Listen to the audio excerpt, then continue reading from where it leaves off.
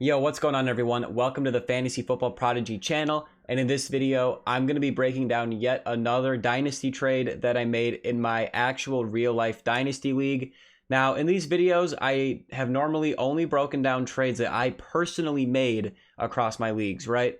So I am going to be doing that. That's going to be the main focus of this video, but I'm also going to go over some trades that other teams made in this league, and I'm also going to review all of the trades that I've made recently just to kind of check and see how those have went since I actually made those trades.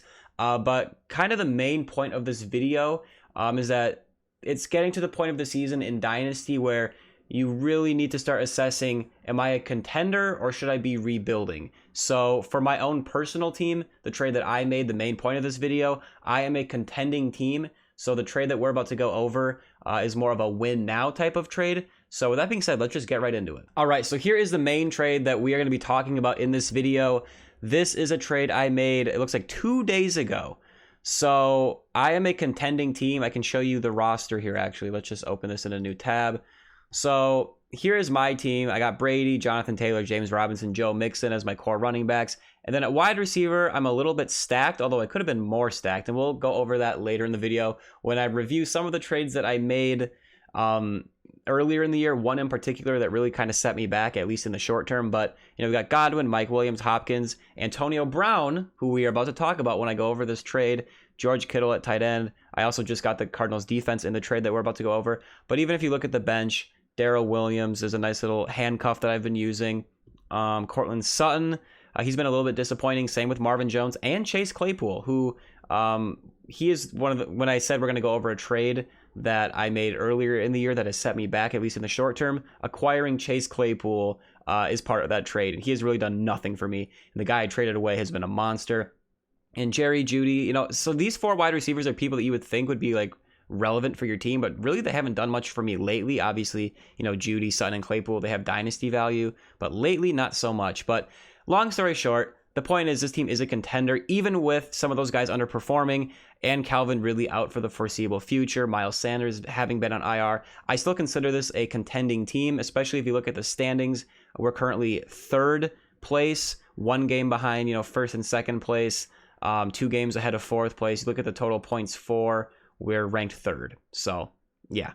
So just to kind of give you a lay of the land, we are a contending team. But like I mentioned, you know, I've kind of been struggling with some of my wide receivers where I have all these guys where, you know, they have a lot of dynasty value, where they project to have good careers. But for whatever reason, this year, you know, Jerry Jeudy's been hurt. Cortland Sutton has been kind of underperforming since Jeudy did return. And those two have been cannibalizing each other a little bit. And then Chase Claypool hasn't done much either. We lost Calvin Ridley. So I figured I need to make a win now trade to get a weapon that I need for my team. And I'm sure as I've been talking, you've been looking at the trade, and we're going to get right into it right now. So I targeted Antonio Brown from a team that is not doing very well. And I can show you that team actually. It's Team Krabby. And if you look at the standings, he is second to last, 3-7. So yeah, his team's not doing the best. So I saw Antonio Brown, who is a wide receiver for the Tampa Bay Buccaneers, who has been awesome when he's on the field. He's been injured a little bit lately, but he should be coming back somewhat soon. But I'm going to kind of walk you through why this trade makes sense for both teams. So Antonio Brown, he has been great this year. He's in a great offense, and historically, he's just a great player. He's going to be a Hall of Famer. But he's 33 years old. That is very, very old for a wide receiver. You know, realistically, how much longer is Antonio Brown not only going to play at a high level, but play at all? So at 33, you know, I mean, max, you're looking at a couple more years in the league. If he made it to 36 or something, you know, you'd be like, wow, that's an old wide receiver. And even if he does make it that far, is he really going to be putting up that type of production, you know, for that long? I don't know. We'll have to see. But all I know is this. He's been great this year. He should be coming back soon. And you can look at his numbers lately this year, the games he played. He had 1 dud of a game. That was it. Other than that, he has been awesome. So I figured, you know, a 33-year-old player who can help me right now. Team Krabby, that doesn't really help him because even if Antonio Brown continues to do well, his team's not going to win the championship this year, let alone make the playoffs most likely.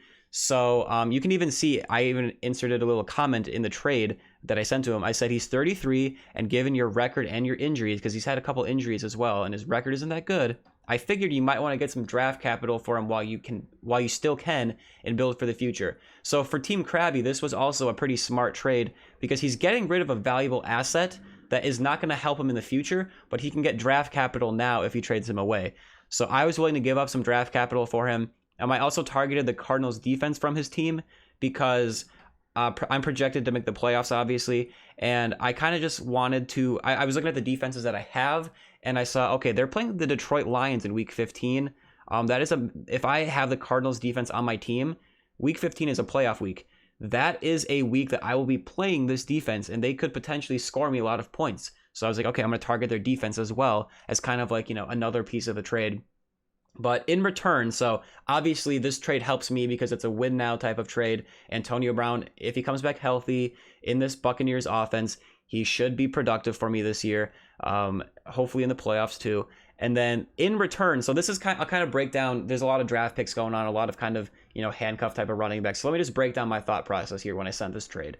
So to me, Antonio Brown is pretty much worth like a second round pick. Right? That's kind of what I would value him at. I didn't want to give up a first for him just because he's already 33 and he is injured right now. He should come back and be good, but we don't know how he will come back from that injury. And given his age, it might be, maybe he won't be the same when he comes back. I think he will, but you never know.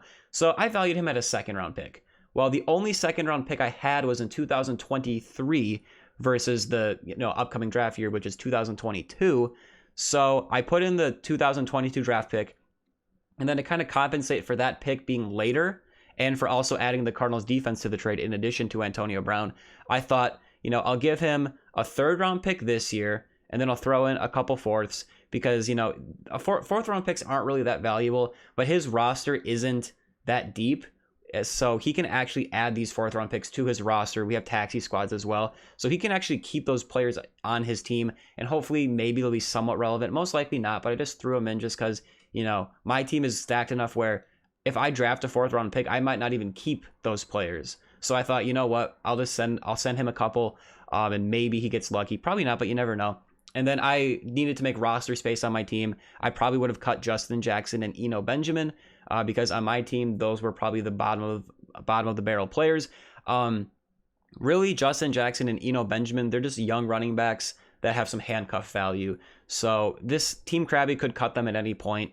But, Eno Benjamin, especially in Arizona with Chase Edmonds injured and James Conner being the main back, Eno Benjamin has slid into that number 2 role. Even if James Conner were to get hurt, then Eno Benjamin would take over. But Edmonds is supposed to come back. Long story short, he's just kind of in the mix, but probably nothing really important. He was like a 7th round pick or something. So, and then Justin Jackson, he has had some games where he was a starter and was productive, but for the Chargers, he's not really anything but a handcuffs. But I just threw those guys in there. They weren't really part of the trade at all. I just threw them in just because I was going to cut them anyways. So that was the main trade that I wanted to talk about in this video, just to kind of highlight how a team that wants to win now and has hopes of winning a title can look at some of those teams at the bottom of the rankings and maybe get some of those older players from them that they don't necessarily need. If you look at his team, actually, I'll take a quick look at it here. He has a couple players like that. So the other player that I thought maybe I would target was Brandon Cooks. I can't really find him. Was he in the starting lineup? Brandon Cooks. Hello. Brandon Cooks. I thought he had Brandon. Okay. He's literally right there. You were probably watching the video thinking, dude, right there. I don't know why I didn't see it. Anyways, Brandon Cooks. He's 28, so he's 5 years younger than Antonio Brown, but 28 for, a wide receiver. It's getting up there. If this is a running back, you're looking at the end of a career. If you're a wide receiver, you're like, okay, maybe you can make it a few more years. So he was another player that I thought about targeting, but I went for Antonio Brown. Also, another thing that this team could do is he has Stephon Diggs, who is a super, super valuable commodity because he's one of the top wide receivers in fantasy. But he could get a haul for Stephon Diggs as well. I know he's 27, so he's not like super old yet. He still has, a handful of years left of good production.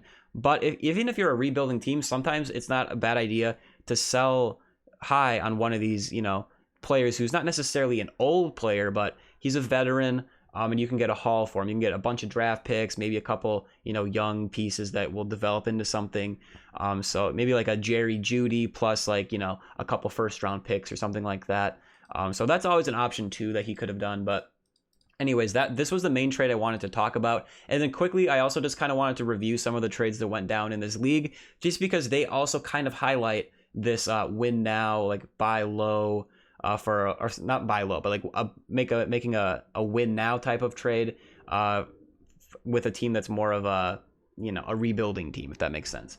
So this trade wasn't really a rebuilding versus win now type of trade, but this one right here. So Flash Gordon's halfway house. He sold off some of his kind of veteran players, and in return he got some draft capital, which I think was smart of this team to do, because he's not a contending team. I can go back to the standings here. Flash Gordon's halfway house has 2 wins, whereas Skull Winer's Union has 8 wins. So it made sense for him to try to get some of these veterans, and in return give him some draft capital. So just taking I won't break down these trades as much as I did the first one, but so this contending team got Josh Jacobs, Adam Thielen, Zach Ertz, and he did get a 2nd-round pick in 2023. So obviously, Jacobs, he's somewhat relevant. He's not the most consistent player, but I would even consider him an aging player. He's 23, but based on his career so far, it hasn't been spectacular. So I could see him not necessarily having that number one workhorse role for his whole career. But for this year, he does have value. Zach Ertz, he has some value, but kind of, he's 31. I'm not saying he's an elite tight end or anything anymore, but he has some value. So it makes sense that Gordon could try to get value for him. And then the main part of this trade is Adam Thielen, who, you can see his production this year. He's been very, very solid. And he is currently 31. So kind of like Antonio Brown, still productive, but how many more years do they have left? And in return for getting rid of those players, Flash Gordon got Russell Wilson, who, he's getting kind of old, but he's a quarterback, so he could play for, quarterbacks often play longer than, running backs and wide receivers. Obviously, that's not always the case, but even a 32-year-old Russell Wilson has many years of good production ahead of him. And then you also look at this, he gets a couple first-round picks. So, you're a non-contending team getting 2 first-round picks and, a really solid locked-in quarterback for the next handful of years. That is a very good trade to make for this team that is completely out of the playoffs, to get rid of some of the, especially Thielen and Ertz, who are in their 30s. Like, yeah, that's a smash trade. And also that same team made another trade. He got rid of Darrell Henderson.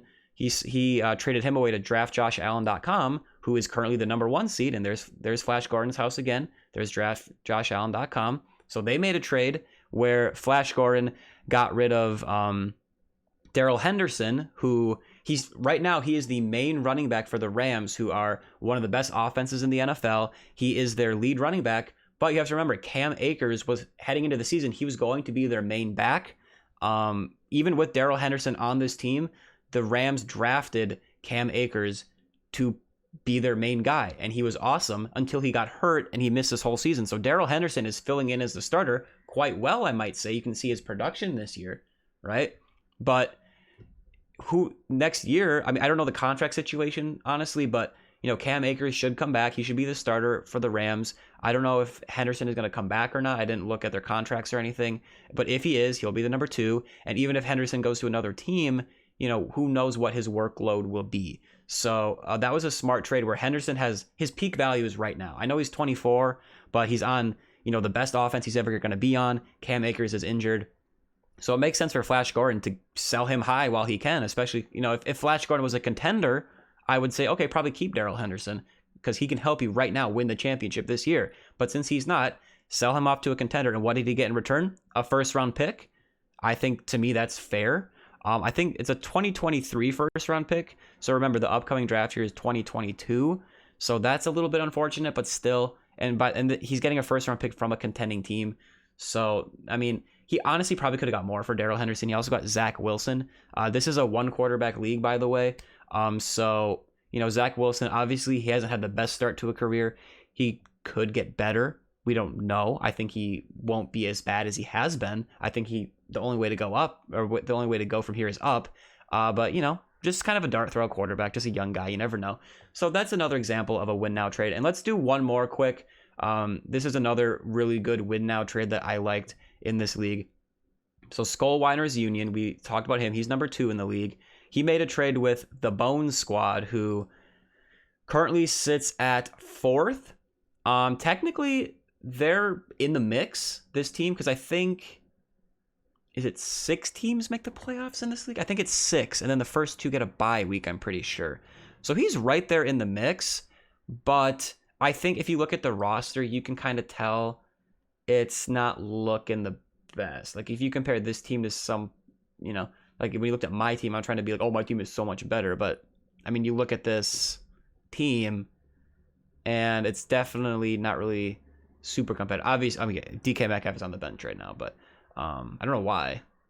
He played less. I don't know what that's about. Anyways, moving on. You get the point, right? Not really a contender, whereas Skull Winers Union is a contender. We talked about like 100 times. So what Skull Winers Union did was he looked at a team that was out of the playoffs for the most part. Even if, I mean, he's in the hunt, but even if he makes the playoffs, he's not going to win most likely, especially now after these trades. But he traded for Ezekiel Elliott, a player who offers elite production right now. And honestly, he's not that old. He's 26, obviously, for a running back that's getting to the point where, the wheels might start to fall off at any time. It really depends on the player. But Zeke has also been playing for quite a while. He got drafted in 2016. Wow. So he's already been playing for quite a few years. It's 2021, for those of you who don't know, that is the year, almost 2022. But this year for the Cowboys offense, which is elite, he's been awesome after that week 1 performance against Tampa Bay, where, by the way, in redraft leagues, I said to buy low on him. I hope you listened. He's been awesome. 1 game in single-digit points. This is half PPR. But, he's doing all this on a team that, that likely isn't going to win the championship with the Bones Squad.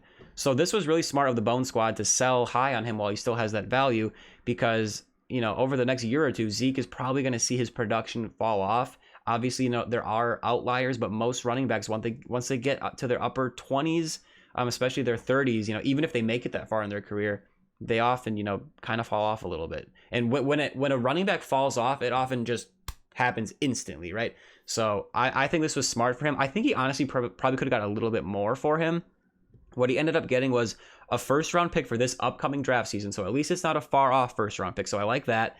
He also got Elijah Mitchell, who, for the 49ers, I should probably say what team these people are on, right? So Ezekiel Elliott on the Cowboys, Sterling Shepard on the Giants, and Elijah Mitchell on the 49ers. So the 49ers are kind of a weird team. They always have this weird mix of running backs. Raheem Mostert is currently injured. They drafted Trey Sermon ahead of Elijah Mitchell, but Mitchell has been playing ahead of him. So long story short, Elijah Mitchell has shown that he's a talented player, and he's a rookie. He's young. He's got a bright future.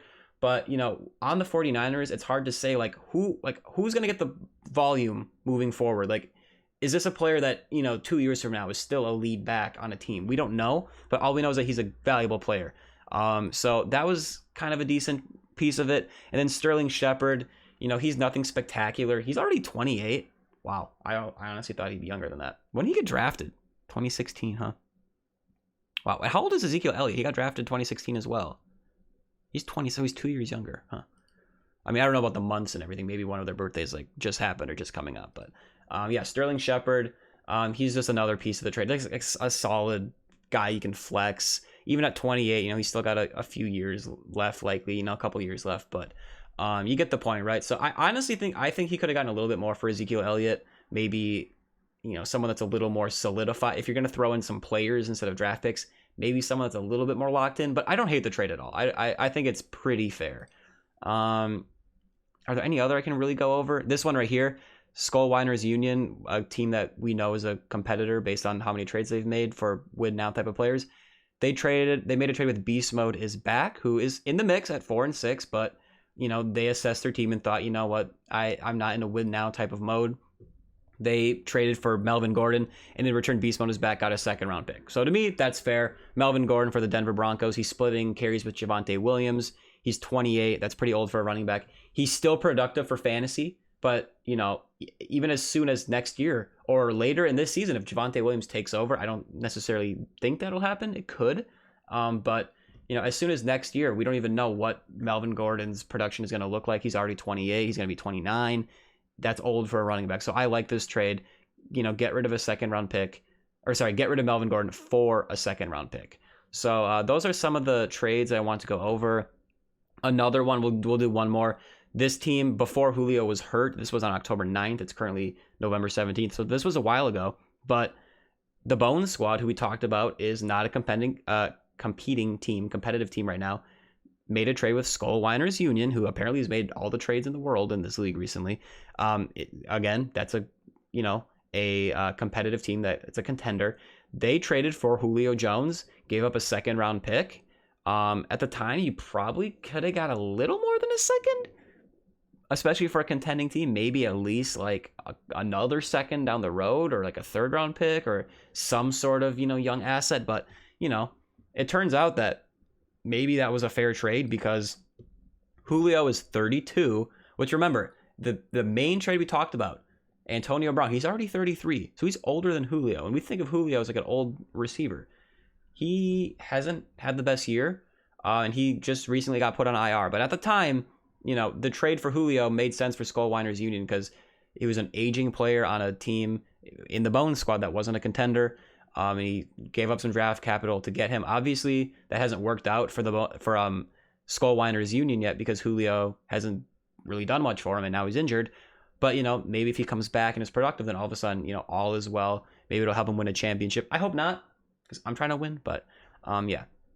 So those are pretty much, because now we're far enough back where it was so early in the season that it was hard to assess, what teams were contenders. I mean, sometimes you can tell, but anyways, I just kind of wanted to quickly go over, also just do a quick little review of the trades that we've made. So here's an example where Team Krabby, he had David Montgomery on his team. I already had Damian Williams on my roster as a handcuff. He sent me this offer for Damian Williams. In return, I got his third round pick this year. So I made that trade. And this was before Khalil Herbert took over as the main handcuff running back in Chicago. So I'm very happy with this trade. This was just a situation where the guy needed a handcuff for his running back that went down. So I traded him away. Obviously 29 years old, backup third string running back for the Bears. He's not going to be playing for that much longer. So I'm glad I made that trade for a third round pick, especially because Team Krabby projects to, be an early round pick. So I like that. Honestly, for Team Krabby, even though he needed a handcuff to replace Montgomery when he was hurt, I would have just not. I just would have kept the draft capital, just because at that point it's not worth, giving up draft capital for a guy that is maybe going to fill in for a couple of weeks. I mean, obviously we didn't know Khalil Herbert was going to take over and be a stud as the backup, but yeah, so that worked out for me, not so much for him. Same kind of thing. The Bone Squad, not a very competitive team. This was when Mark Ingram was on the Texans. He was a huge sell high candidate. The week 1 of this year, he had 26 carries, 85 and a touchdown. He's on the Saints. He has a little bit more value, but the Houston Texans offense was really just like, it's not one you really want running backs for. So at the time, this was a bad trade for him, considering he wasn't a contending team. But for me, it made all the sense in the world. I gave up Mark Ingram a 4th and a 3rd, and in return, I got Ronald Jones and T.Y. Hilton. Honestly, I thought Ronald Jones had some value, but he's done nothing. So hopefully he's still young and has some future, but maybe I even gave up too much for, Ronald Jones and T.Y. Hilton. T.Y. Hilton's he's 32. He's been hurt. But yeah, anyways, that was kind of a weird trade. And then other than that, some trades I made over the course of the season, I traded away Brashad Perriman for a 4th. Brashad Perriman has since been cut. So that was kind of not much of a needle mover in any direction. So this is a trade I was talking about earlier in the video. I traded away Deebo Samuel for Chase Claypool. This was proposed to me. I was nervous to make this trade because I love Deebo, but I know he has his injury history. He's more of a yak type of player. He's like a running back at wide receiver where he catches a lot of short targets and runs after the catch, whereas Chase Claypool, he has less injury history, which is ironic because he's actually hurt now, and he profiles as more of a stereotypical like wide receiver one, like a big body end zone target. His rookie season, he put up some crazy touchdown numbers, so I thought, you know what, I'll make that trade. Deebo Samuel this year has been honestly unbelievable. Even though I do think Chase Claypool has a chance to still be an elite player moving forward, once this offense gets their stuff together, hopefully they get a new quarterback to fill in for Big Ben. This is what Deebo has done this year.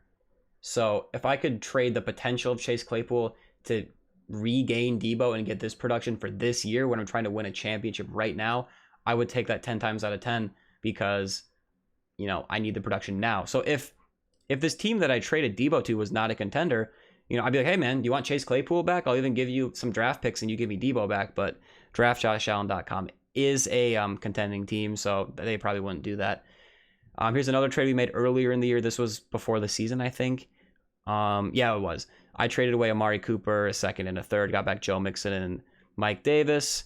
Honestly, Joe Mixon is the most valuable part of that trade. I don't normally trade for running backs in Dynasty, but I just try to draft them usually, but this trade made sense. I do love Amari Cooper, but yeah, I gave up Amari Cooper, a second and a third, got back Joe Mixon. And at the time, I thought Mike Davis would be valuable, but he has been nothing.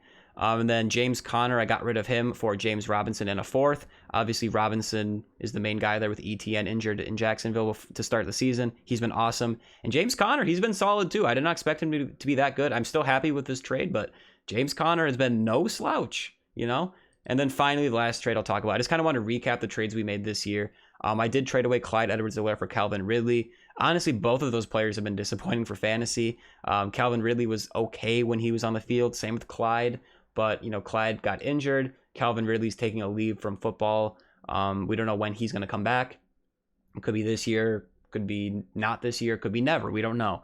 But yeah, that was just another trade. So I just wanted to quickly kind of recap all the trades we made this year. Go over kind of the win now, rebuilding type of concept. And I think that's pretty much going to do it for this video. This is the squad we got now. So I do also have Chris Godwin, which is kind of weird because I have two Buccaneers wide receivers, but that offense is so good most weeks that that's okay. And also, if one of them does get hurt, let's say, since Antonio Brown's been hurt, Chris Godwin has been a beast. So, you know, if one of them does get hurt, it just only elevates the other. If they're both healthy, you know, then I have both of their production. And I also do have Tom Brady, so I have a lot of Tampa Bay Buccaneers. So let's hope their offense keeps rolling. But yeah, guys, that's going to do it for this video. I hope you guys enjoyed it. I hope you guys kind of get... I kind of like to do these videos to show you what real life trades are actually going on in fantasy football leagues. And I also kind of wanted to walk you through the process of not only that main trade that I talked about, but also the other trades that went down in this league. And I also just wanted to kind of recap the trades that we have made all year long and see how those have worked out to this point. So yeah, I hope you guys enjoyed it. Thank you so much for watching. I really appreciate it. Make sure to drop a like, subscribe to the channel, and I'll see you guys later. Peace out.